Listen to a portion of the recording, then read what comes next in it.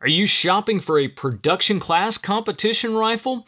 Well, make sure you check out our review of the Badrock South Fork coming up.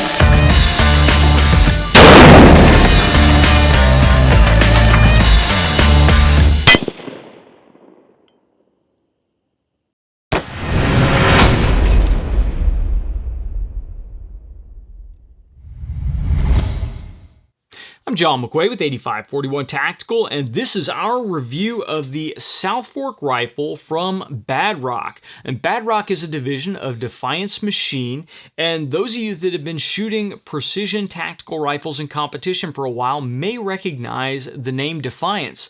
Defiance has produced the Deviant action. That's probably the one that they are best known for, and that has taken home quite a few trophies in precision rifle competition. Well, this rifle is designed with those kind of features in mind, but designed specifically to come in under the production class price point. So the South Fork rifle coming out of the box comes in at $1,995. So that is just in that production class price point. So the question is, what do you get for that money? Because I know a lot of you guys are out there thinking that you can build an open class rifle for that price, and you would be correct. But an open class rifle would not be legal to shoot in production class, and that is what I want to emphasize with this rifle. This is specifically designed to be a production class rifle. So let's start out with the action, because that is really the heart of the rifle. The South Fork rifle utilizes its own action. Now currently, Defiance nor Badrock offer this action for purchase separately. You can't get the action, you can't get the barreled action. It only comes in the complete South Fork rifle. So the action itself, at first glance, kind of looks like any other Remington 700 clone, but it has a couple of extra features that make it very interesting. First of all, it is a Remington 700 footprint, so it does fit in the Modular Driven Technologies LSS XL Gen 2 chassis, which we'll talk about in a minute.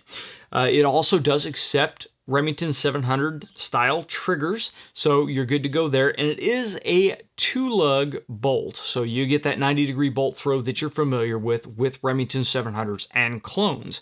But there we kind of deviate from the path a little bit, because this is a somewhat controlled round feed with a fixed ejector and a coned bolt nose. So what does that mean?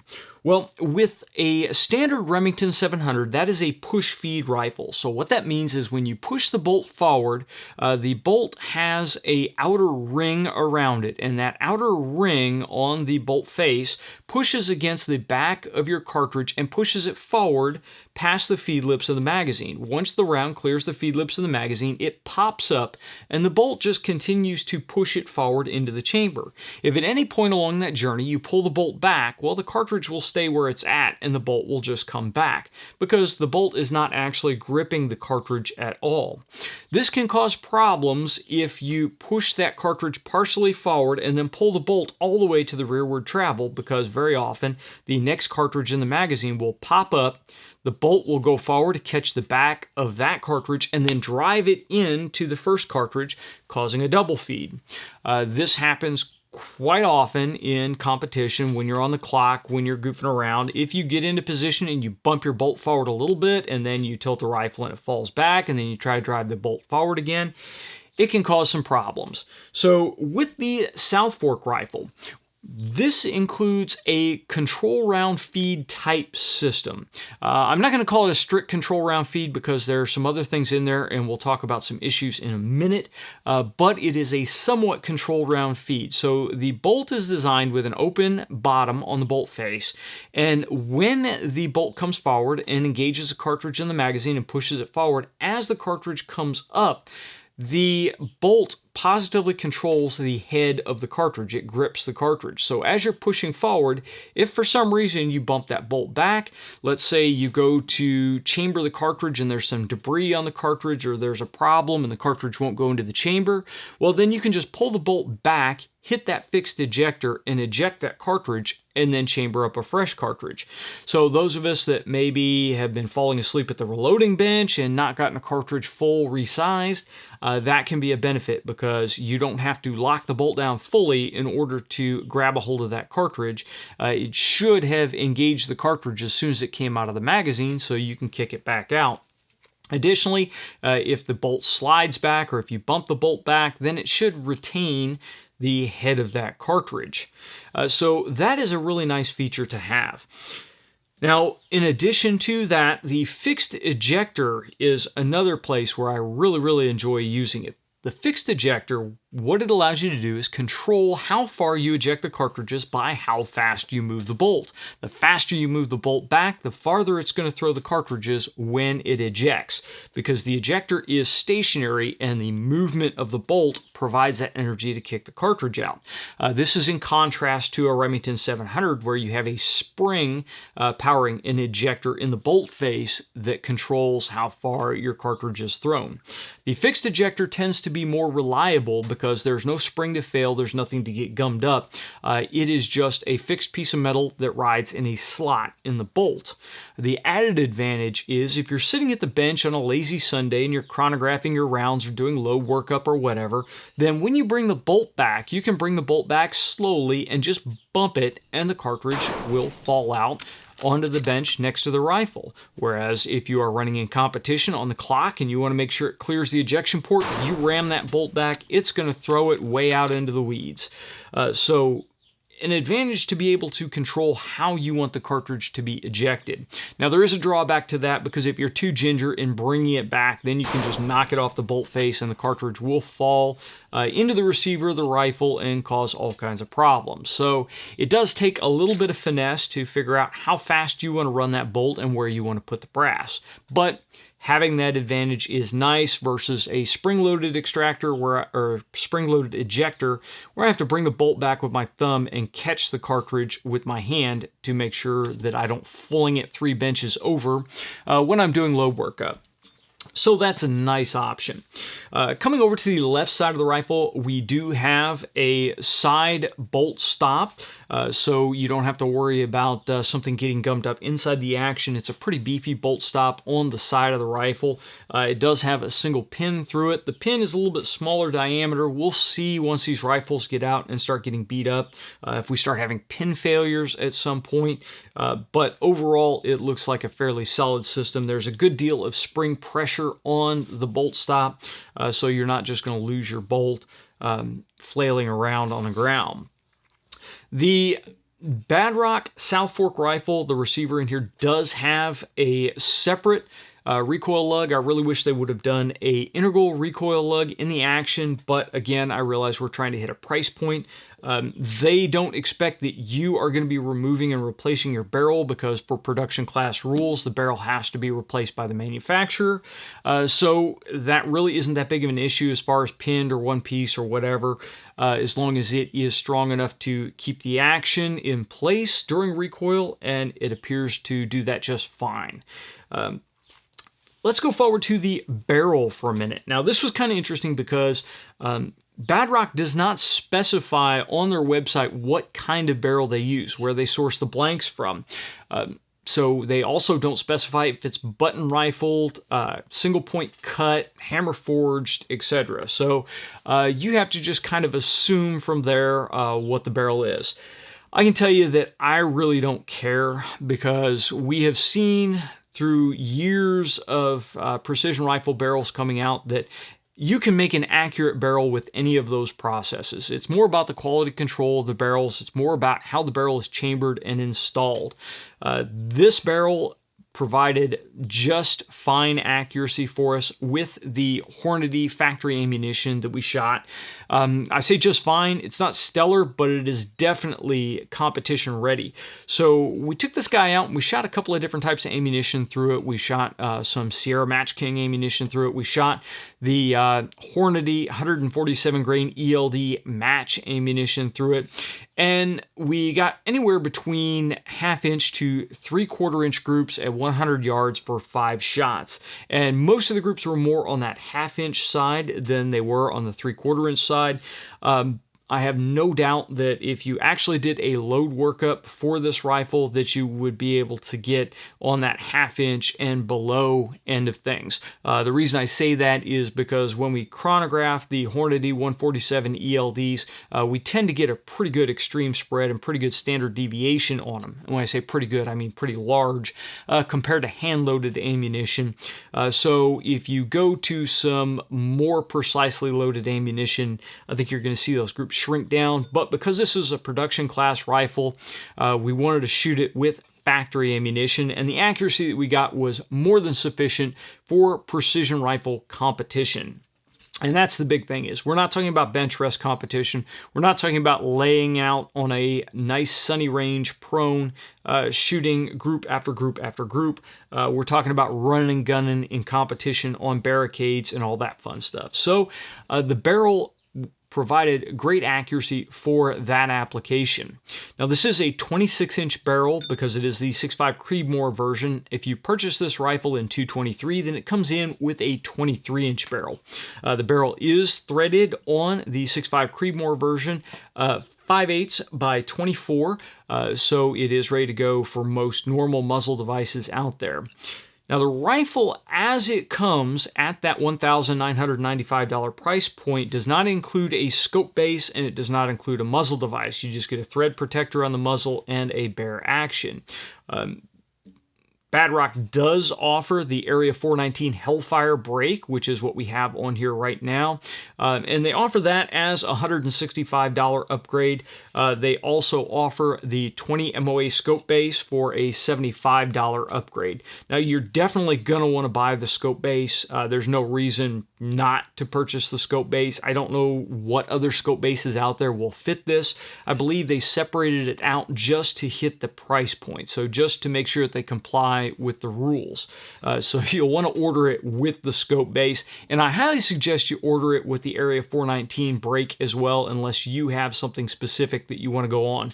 We found that the Hellfire brake is a really great option for precision rifle competition, and the fact that you can remove it or index it toollessly is really a great option, especially if you have suppressors out there, because you can get the Hellfire adapters for your suppressor to allow your suppressor to swap on quickly, and you don't have to worry about all the other stuff with swapping muzzle devices around.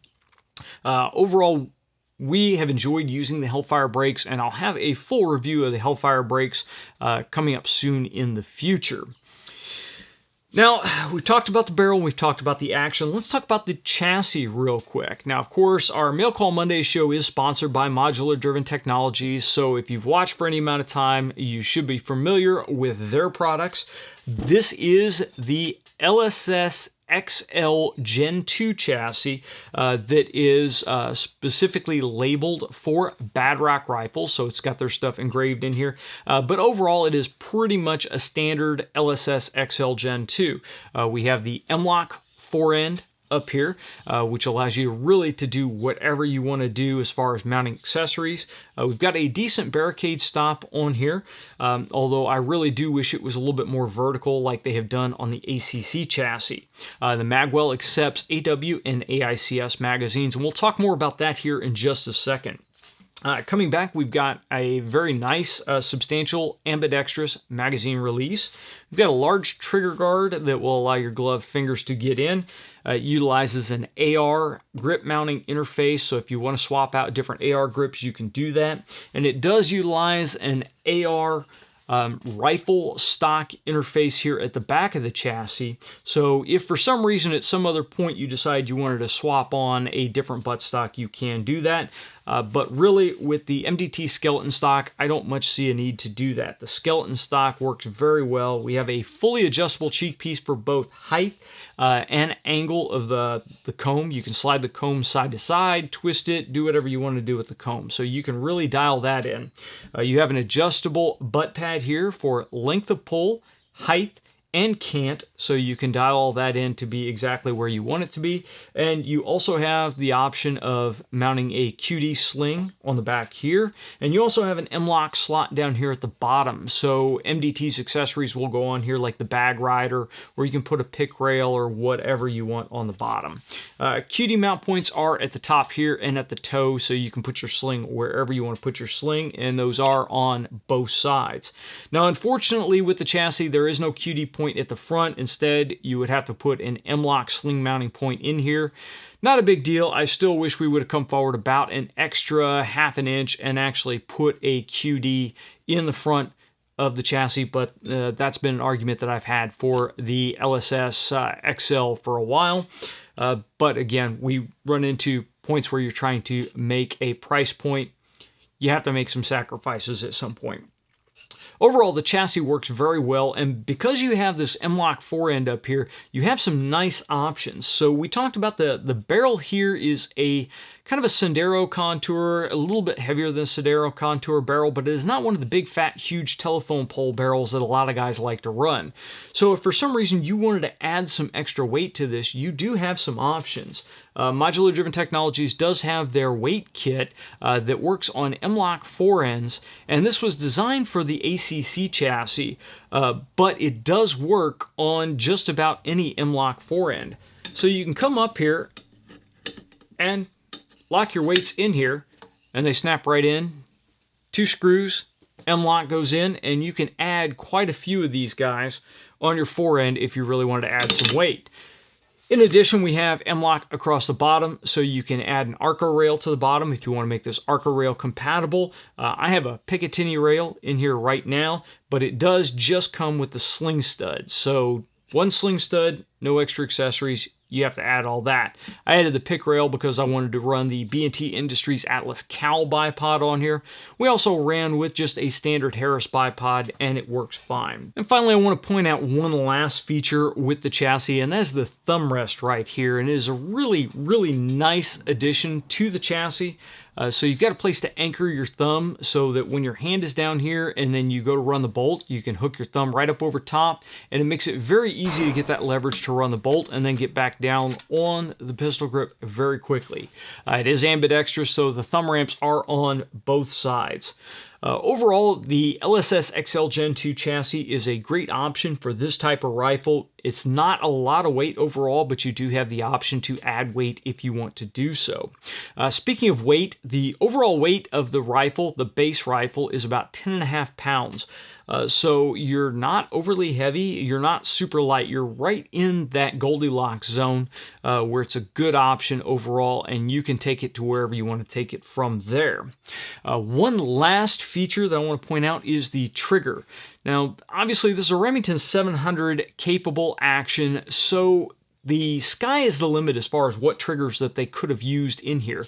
But I think that Badrock did a really good thing with going right in the middle of the road.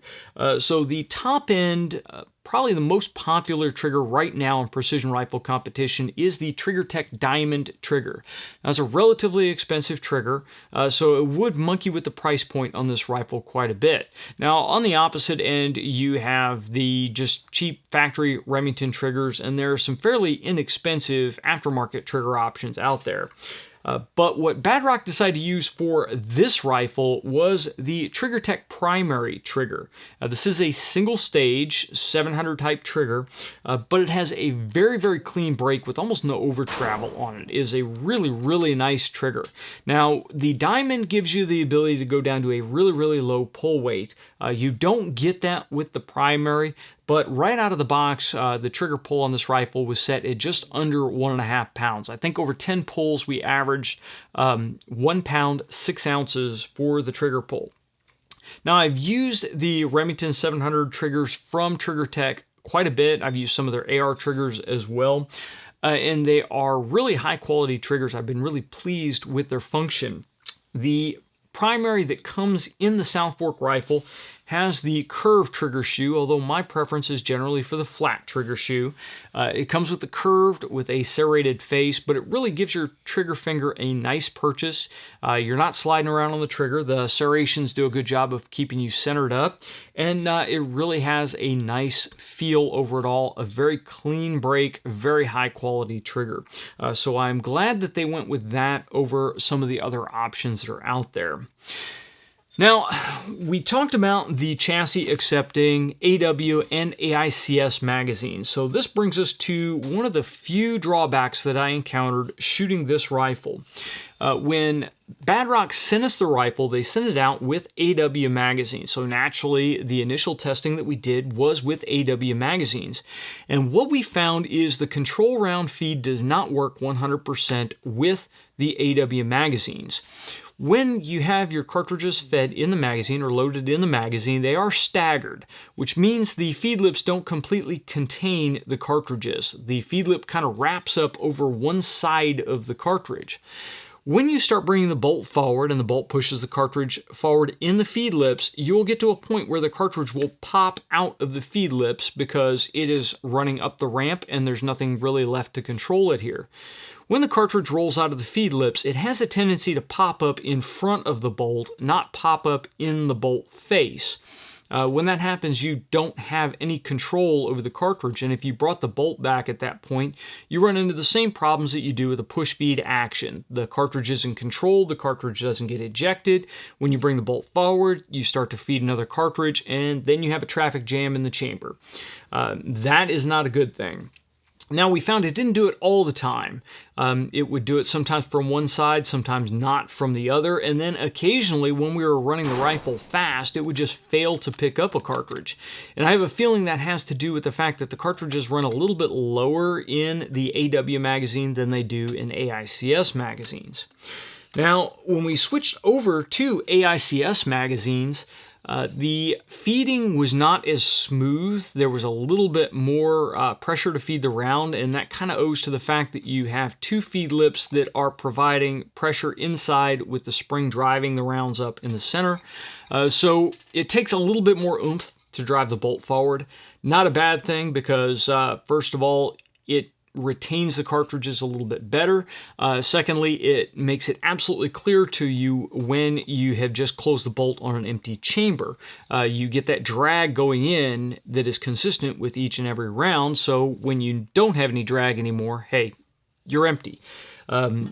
Real quick, with the AW magazines, even with standard non-modified AW magazines, you can still close the bolt on an empty chamber. It does not stop on the magazines like you do with an actual Accuracy International rifle.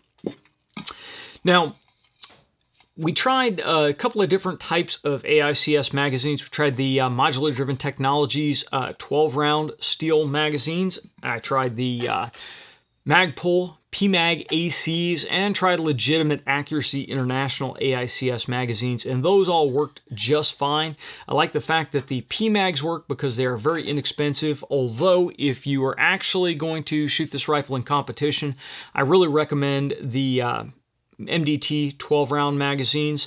I'm not recommending that because I'm sponsored by MDT. I'm recommending that because those magazines have been very reliable for us, and they give you that extra 2-round capacity. So it's a very nice option. You'll see a lot of the MDT 2-round or 12-round magazines out there because you don't have to mess around with taking a 10-round magazine and then putting a magazine extension to have a couple of safety rounds in the system. Now, running the rifle with the AICS magazines, because that AICS magazine holds the cartridge in the center, it seemed like the bolt would more often than not go ahead and control the round as soon as it left the magazine feed lips. That's really what we want to see. We want to see as soon as the round comes up, the extractor grabs a hold of it, and then we can move that round forward or back in the magazine without any concern for double feeds or traffic jams or any of the other nonsense. So overall, what are my impressions of the Badrock South Fork rifle? Well, I think that if you really want to go in and be competitive in production class, this is a really great option. If I was going to shoot production class, this would probably be the rifle that I would choose right now. There are other options out there like the Ruger Precision Rifle, etc., that come in at a lower price point, but I really think the quality of this rifle puts it at the top of the heap as far as options are concerned. Now, obviously, this is an expensive rifle. This is not the basic Remington or basic Tikka that you're going to pull off the rack and shoot as a budget option. This is for running at the top of that competition class. So if you really are not looking for that kind of option, then this may not be the rifle for you. Now, when I look at this rifle overall, the way it shot, the way it felt, the way it works moving it around, I don't think you would be undergunned if you took this rifle, shot production class for a year, and then moved over to open class. I don't think you would be undergunned if you took this rifle and went right into open class. Obviously, if you are going to use this rifle and shoot open class, there are options that you can do, like swapping the trigger out or going with a higher end barrel that you don't really need to be limited to from open class. But if you're going to go that route, you probably just want to build a rifle overall. But mainly, if you start in production and want to move to open, you can still run this rifle and you're going to be just fine. So for that, I think it's a really great option. For guys that don't have a lot of cash out there and you want a production class rifle, but you want to be able to use it for multiple situations, this rifle, I think, would be okay as a hunting rifle. It's a little bit on the heavier side for most of the hunting rifles out there, but if you're shooting from a tree stand, you're probably going to be okay. Hunting really isn't my thing, but I could see it being utilized in that kind of situation. It is 6.5 Creedmoor, and there are quite a few hunting rounds available for 6.5 Creedmoor, so you can do that. Now, switch over to the side I'm a little bit more acquainted with. This could very easily be used for a law enforcement sniper rifle. So if you're a guy that needs to do dual roles, then this rifle, assuming 6.5 Creedmoor is authorized for you, would be just fine in that role. Now, a 26-inch barrel is a little bit long for an LE sniper rifle, but you can work it. Guys have been running 24 and 26-inch barreled Remington 700s as police sniper rifles for ages. So that's not a limitation, and the chassis system and the ability to run this thing on barricades and various obstacles really plays into that LE role as well. So for a multiple purpose rifle, you definitely have some options with this guy here. So overall, I think it's a great option. That half to 3/4 MOA groups, I think you could really shrink down with some hand-loaded ammo, getting away from the Hornady that we were using. And overall, I think it is a really great option. I would like to see that control round feed tightened up a little bit. I really wish that it had worked better with the AW magazines, but it works just fine with the AICS magazines, so I'm fairly happy with that. And that is my opinion of the Badrock South Fork rifle. Unfortunately, we've got to send this back, so we're not going to have time to run it in matches this year, but you know, that's the way things go. We didn't take any money for this video. This is just my opinion of the rifle. But as always, I want to hear your opinion. So please leave your comments in the comments section down below. Tell me what you think of the rifle. If you were going to shoot production class, is this something that you're interested in? I love to hear your comments, so go ahead and drop it down below. And if you have any questions or comments over anything we've covered, leave it in the comments section down below or send it to us on Facebook or Twitter. If you guys have liked the video, please make sure you like, share, and subscribe. And make sure you click that little bell icon down there so you get notified when we release new content. And until next time, get out and shoot.